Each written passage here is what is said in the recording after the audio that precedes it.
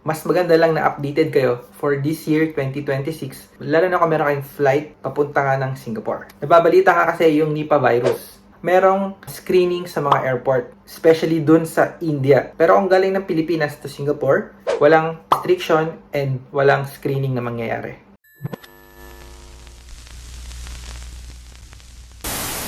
This will be very helpful para dun sa mga first time na lalabas ng Pilipinas papuntang abroad and OFW. Meron din ako mga i-share para sa inyo. Before your flight or kapag natanggap mo na yung web check-in, I recommend gawin mo na yan guys. Kasi mababawasan yung oras mo sa pagpila sa airport. So depende yan kung anong airline ka, pwede mo gawin yan under ng managed booking.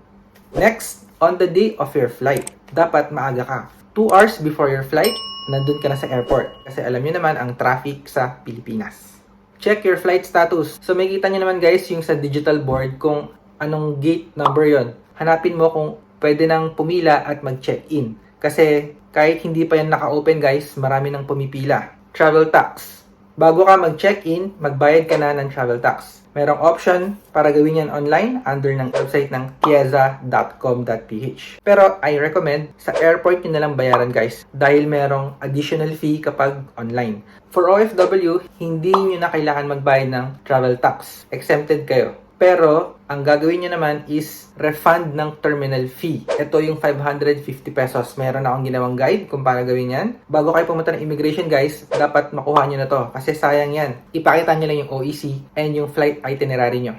For Terminals 1 and 2, merong mga ganitong machine. Departure kiosk, kailangan nyo lang i-scan yung passport nyo. Piliin kung anong airline kayo sasakay. And then, ipiprint na yung boarding pass nyo.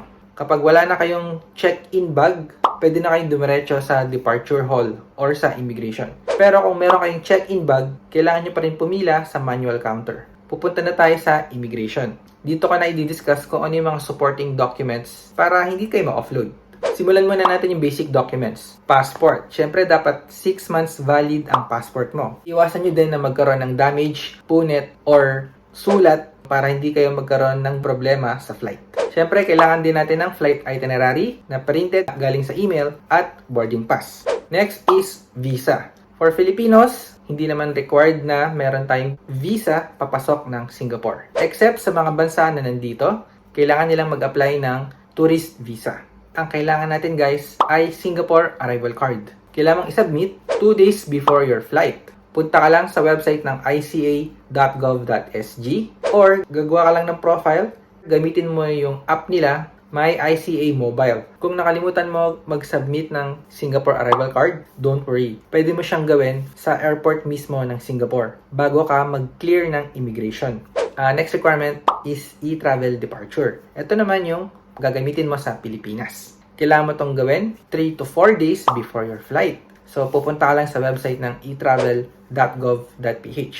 Pwede rin naman gamitin nga sa eGovPH app basta meron ka ng account. Hindi mo na kailangan ipakita to sa Philippine Immigration. Basta isave mo lang yung QR code na yan, automatic, mariread na ng immigration officer kung nag-submit ka. Pag-usapan naman natin guys yung supporting documents. Depende sa uri ng traveler. Estudyante ka ba? Sponsored? OFW? First-time traveler? Unahin na natin yung para sa OFW. First time mong umuwi ng Pilipinas at babalik ka na abroad, kailangan mo lang naman yung IC or work pass mo and OEC na printed. Mas maganda rin kung meron kang dalang verified work contract. Next supporting document naman for non-OFW, hotel accommodation or address in Singapore. So dapat meron kayong printed ng hotel booking nyo. Pwede naman kahit hindi pa bayad, doon na lang sa hotel babayaran. Nandun yung pangalan nyo, mga kasama mo na magta-travel papuntang Singapore.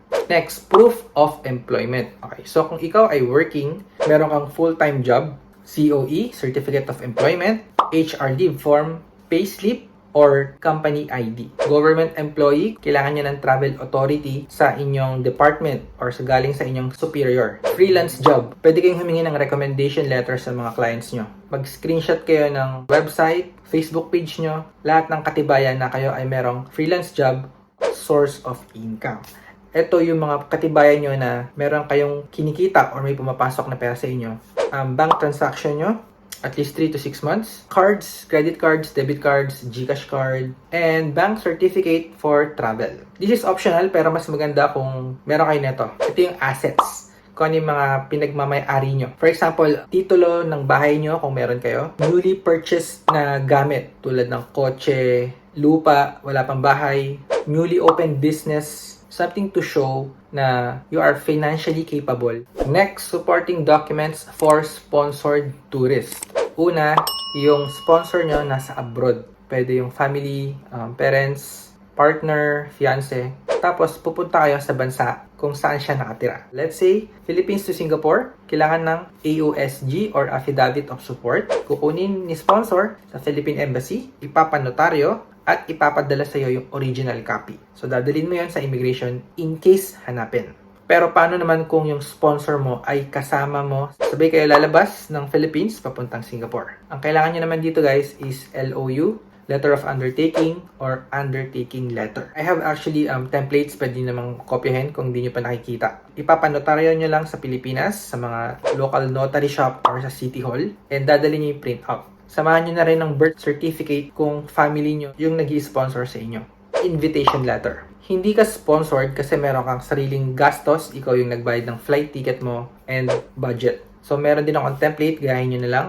Hindi na kailangan tong ipanotaryo. Doon ka lang makikitira or makikituloy sa family mo or friends or partner mo sa Singapore. So pagdating nyo sa Singapore guys, wala na kayong poproblemahin. Gagamitin nyo lang yung e-gates, kailangan nyo lang scan yung passport nyo, titingin kayo sa camera and fingerprint. Hindi strict tulad sa Pilipinas ang Singapore immigration. Yun lang guys, sana nakatulong yung video. Comment down below kung may tanong kayo. If you're still here, thanks for watching. Subscribe kung hindi pa. I will see you in my next video.